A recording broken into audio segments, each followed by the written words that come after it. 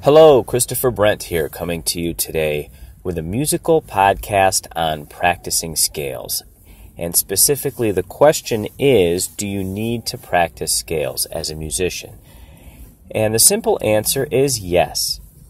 Now, why do you need to practice scales, right? Well, let me get into it and talk about the benefits, both from a technical perspective and from a music theory perspective. So, I am a piano teacher and a music educator, and I, of course, give my students scales to practice. And as a student myself, years ago, I had to learn all of my scales and my arpeggios. And at first, when I was real young, I was not all that happy about it. I just wanted to play, right? I just wanted to learn pieces, both by reading, and I actually picked up a lot of things by ear and did a lot of listening and stuff as a kid. So I was kind of doing a combination of things, but I was learning to read music, and my teachers wanted me to understand what the whole idea is about tonality in music and what that means. What does it mean when something is in the key of C major? What does it mean when it's in the key of G major? That's the thing. You got to understand what the scale is to basically get a good concept of that whole process of a particular piece of music being in a key or having a home key, right? So basically the scale itself, let's use C major for instance, that's the basis of the composition. C, the note C is the home key, the tonic they call it, right? And it often starts, a piece of music will start on the first note of a scale if it's in that key and then venture around to other notes of the scale. And the composer is using that scale as the basis of the composition. It actually eliminates some of the other notes. So you can think in a key when you're sight reading if you understand the notes of that particular scale. So it really helps from a theory perspective. Now, certain composers kind of venture farther away from the first note of the scale, and sometimes they use a few other notes outside of the scale. Those are called accidentals. But basically, a composer is using the notes of the scale. If a work is in C major, a composer is going to be thinking about C or building a chord on C, the first note of the scale, and then the composer might go to the fifth note of the scale, G, and build a chord on G, or play some arpeggios from G, or go back to C, and so forth, right? This is what's happening constantly throughout music. So if you have a good understanding of the scale as you're sight reading through a piece, or learning it by ear even, it's going to be really good. And it's going to be easier for you to understand the relationship between notes and how there's a resolution of sound back to the first note of the scale. That's a very common thing that occurs in music. So it's really good from a music theory perspective and a sight reading perspective to understand all of the major and minor scales.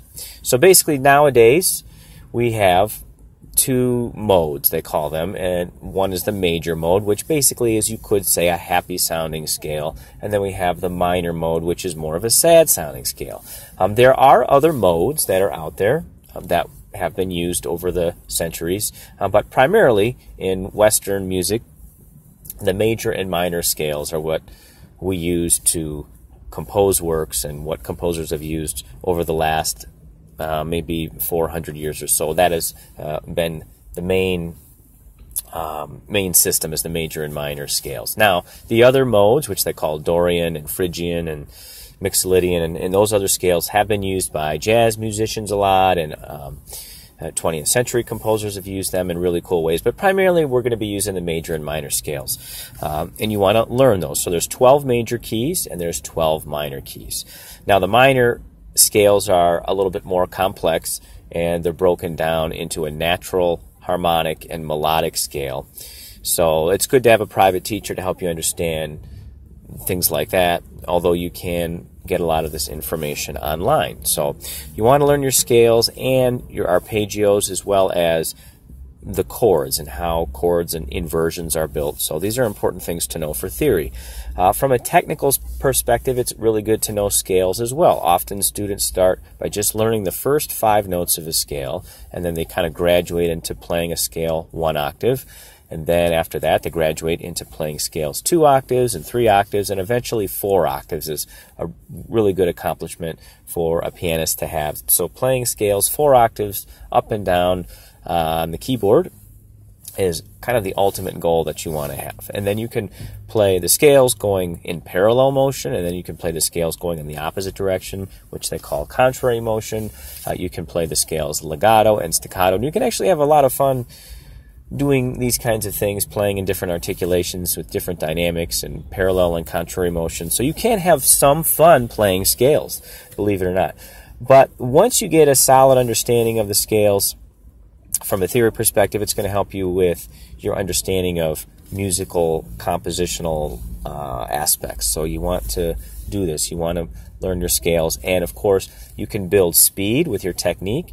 Start with a slower tempo and work your way up little by little, maybe using a metronome, and practice your scales, and your technique will improve over time. So it's going to help you with your technique and with your understanding of theory and sight reading. So if you just never bother to learn any scales, you're setting yourself back as a musician to a certain extent. Some people just never want to do it, and I suppose you could still get away with it, but you might be limiting yourself. In fact, I think you absolutely will be limiting yourself. So you want to learn your scales for a variety of reasons, mainly theory, sight reading, and developing your technique. So if you have any questions, please email me at chrisbrentmusic@gmail.com, subscribe to my YouTube channel, and visit my website at www.christopherbrent.com. Thank you so much, and have a wonderful day.